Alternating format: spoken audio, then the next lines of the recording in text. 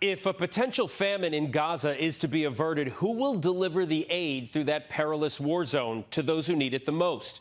Most aid groups say the UN Agency for Palestinian Refugees has to play a central role. That agency, called UNRWA, has been providing basic services for the people of Gaza for the past 75 years. But Israel wants UNRWA shut down over its alleged links to Hamas, while those who receive its services liken it to a lifeline. In tonight's Prime Focus, we report on that UN agency's future and what it means for the fight against famine in Gaza. ABC's Tom Soufi Burridge with the story. In the fight to get life-saving supplies to desperate people in northern Gaza, a battle over the role and reputation and even survival of UNRWA, a vast UN agency which, in the midst of this brutal war, and for the past 75 years, has been providing life support for families across the Strip. People also think that, oh, maybe they're just a humanitarian aid distribution agency. No, it's much more than that. UNRWA is like a quasi-government. I mean, we are talking about a massive agency that interacts with every single part of life and every single Palestinian in the Gaza Strip and elsewhere. Amid the bombs, UNRWA runs schools now acting as shelters for displaced Palestinians. The agency's food distribution centres, like this one in the crisis-hit north, helping to hold back famine. The UN saying some children are now starving to death. But with Israel accusing UNRWA of being tied to Hamas, amid evidence some UNRWA workers participated in the October 7th attack, Congress blocking US funding to that UN agency for at least a year. Its existence now uncertain. People's lives on the line? Of course people's lives are on the line, because they would have no other alternative. UNRWA stands for United Nations Relief and Works Agency, and since 1949 it has been a lifeline for millions of Palestinian refugees, providing education, healthcare and other basic services in Gaza and the West Bank, as well as parts of Lebanon, Jordan and Syria. New Yorker Adam Balukas is a director at UNRWA and says its footprint in war-torn Gaza is huge. We have 13,000 staff working in Gaza, 13,000, in all sectors of public service delivery, the core areas of health and education and relief and social services and engineering and microfinance. So we're everywhere in Gaza. The humanitarian crisis in Gaza is like nothing we in the UN have seen. And I've been around the block. But after the October 7th terror attack in southern Israel, UNRWA's integrity is on the line. Israel says it has evidence that 16 people employed by UNRWA took part in the attack. This Israeli government dossier alleging 6 UNRWA staff members crossed into Israel on that day, with 4 UNRWA employees accused of being involved in the taking of hostages. UNRWA has been exposed completely. It's completely tainted with terrorism. Some of their employees participated in the October 7th massacre. Oh, wow, there he is. Jonathan Samarano was one of around 1,200 people murdered by Hamas and its affiliates on October 7th. He was very shining, with a huge charm. Wherever he went, people wanted to be with him. He always laughed, always joked. This video, posted online by Israeli first responders, allegedly showing an UNRWA employee helping to move Jonathan's lifeless body into the trunk of an UNRWA vehicle before it was driven into Gaza. UNRWA says it has no way of verifying the video, but is urging Israel to hand over all evidence to investigators. Jonathan's mum, Eilert, wants people to watch that video and says UNRWA should be shut down. It's amazing. It's unbelievable that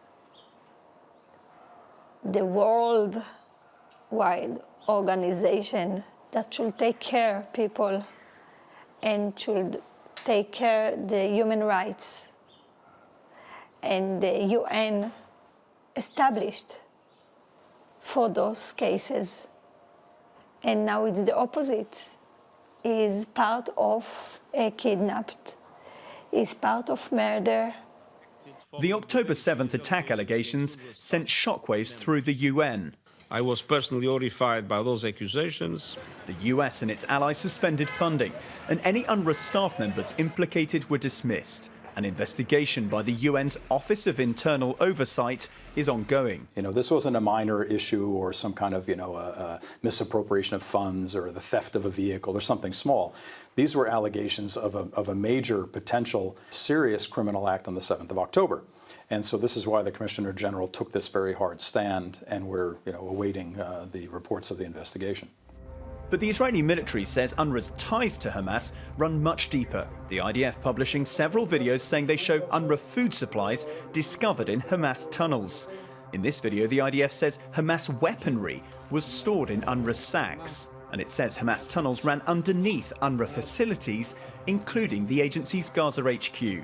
UNRWA says it moved out of its Gaza HQ weeks before those deep underground tunnels were discovered, and says empty UNRWA sacks are often recycled and used in Gaza to store other goods.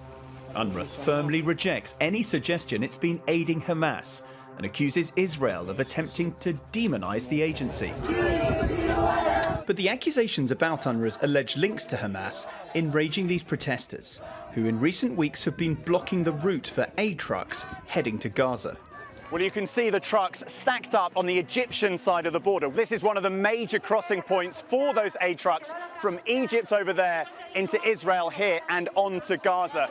The protesters claim aid going into Gaza ends up in the hands of Hamas, something they claim, without clear evidence, is facilitated by UNRWA workers on the ground, an allegation the agency denies. UNRWA is a major point of the problem. We saw and we keep discovering the involvement of this terror UN organization. Because you call UNRWA a terrorist organization? Exactly, sir. We want dismantled. UNRWA has no place anymore here in this country, in this region.